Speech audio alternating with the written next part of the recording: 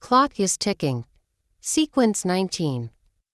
A wave of fury burned through his gut as he looked at the photos of Mattie and Chard. They'd been taken from a distance in front of his car, but he was able to zoom in.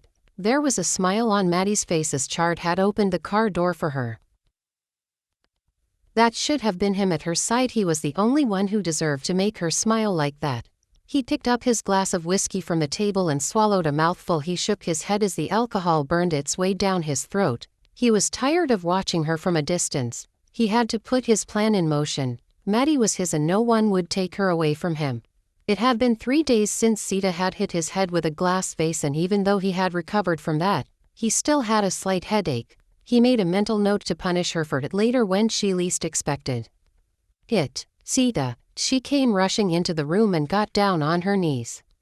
"Master, go and get dressed. We are going out." "Going out?" she asked. Zita was surprised. Thomas never allowed her to go outside. Each time he went out, he would lock her inside the house. "Zita, yes. Didn't you hear what I said?" "I did." She stood up instantly and rushed to her room. She still couldn't believe he was going out with her. She stripped off her clothes and stepped into the shower, quickly washing herself. Afterwards, she dried herself off and walked back into her room for a change of clothes. She was nervous about which clothes to wear because Thomas was hard to please. After giving it much thought, she settled for a long red dress with a side slit. She slipped her feet into a black heels, then she tied her natural hair into a bun. "Zita, be quick," he screamed at her. "I will be out in a moment," she answered as she applied her lip gloss to her lips. She walked out of her room to the living room to find him restlessly walking back and forth. "I am ready," she said, turned and looked at her. His eyes roved up and down her body. "What's the meaning of this?" he asked coldly. "What?" she stuttered in shock. He walked over to her and ran his hand up her thigh. "The slit on this dress is high, it exposes your thigh," he shouted angrily. "I am sorry, master. I will go and change into something more appropriate." "Zita, there are parts on your body that must only be seen by me. Do I make myself clear?" "Yes." She nodded. There was a smile on his face as he pulled her roughly in his arms and pressed a kiss on her lips, catching a gasp against his mouth. A minute later he let her go just as abruptly as he grabbed hold of her. "Go and wear something decent before you make me go mad." "Yes, master." She hurried off. He poured himself another drink and drank it one gulp without hesitation. He couldn't stop thinking about Mattie. It was driving him crazy. Each time he kissed Zita, he imagined it was her.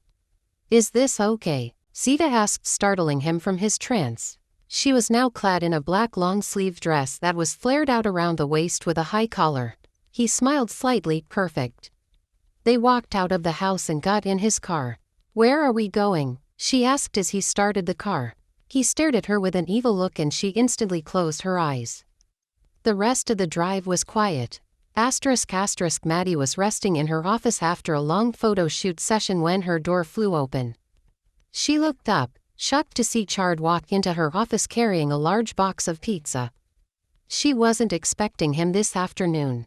"Cat got your tongue?" he asked. She gave him a warm smile. "I wasn't expecting to see you this afternoon."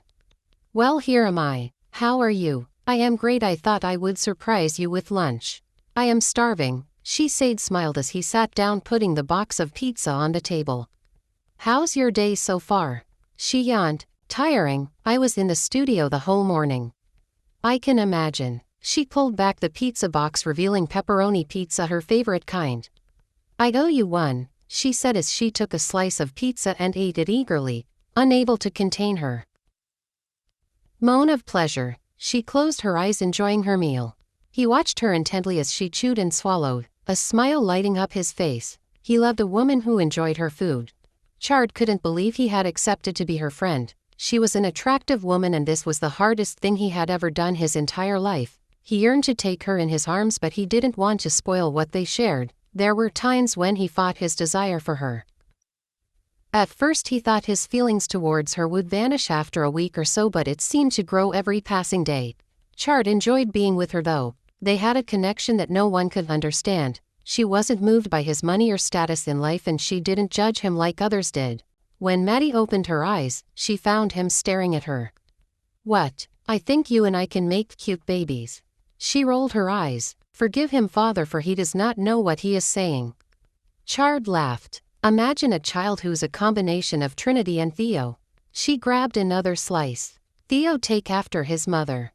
It's just the color. Devouring her pizza, she said, I am not falling for that. You think I am ugly? It's a trap, she laughed. What's a trap? The question you just asked. Just answer. You are not bad looking. He smiled. Lord, your daughter thinks I am attractive, he said. She hit him playfully. That's not what I said. You said I am not bad looking, meaning I am good looking, and that's the same as you being attracted to me. Chard, let me enjoy my food in peace. Fine, he laughed. Aren't you eating? He grabbed a slice. You distracted me. See your life. They continued talking and laughing as they ate their food till they were disturbed by Mattie's office phone. Matilda, it's Gracie. She cut her short. Soup, there is a lady here to see you. Okay, we'll be out in a bit. Cool. Doobie calls, she said. Are you kicking me out? Kinda. He frowned. She cleared her table and cleaned it. Thanks for lunch, she said, taking one long sip of her juice. You are welcome. He stood up and held her hand. She smiled as she walked him out of the office. I will see you later, he said. They were standing at the reception. Bye. He leaned down and pressed a kiss to her lips. She gasped. Bye, he smiled before walking away. OMG, Gracie exclaimed. She frowned. None of your business, Gracie. You owe me. Aw, please. The lady who was sitting on the visitor's couch cleared her throat so she could be noticed. You have a visitor. Gracie hit Mattie. K, Mattie smiled. Please come through to my office. She stood up and followed as Mattie led the way. Once in her office, she closed the door and asked her to sit. So, they both said at the same time, you go first, Mattie. Said, that's a handsome husband you have, she said. Pardon. Mattie looked at her. Your husband, the man you were just seeing off. Mattie smiled. Oh, thank you, she responded. She didn't think it was necessary to explain to the stranger that Chard wasn't her husband. *******.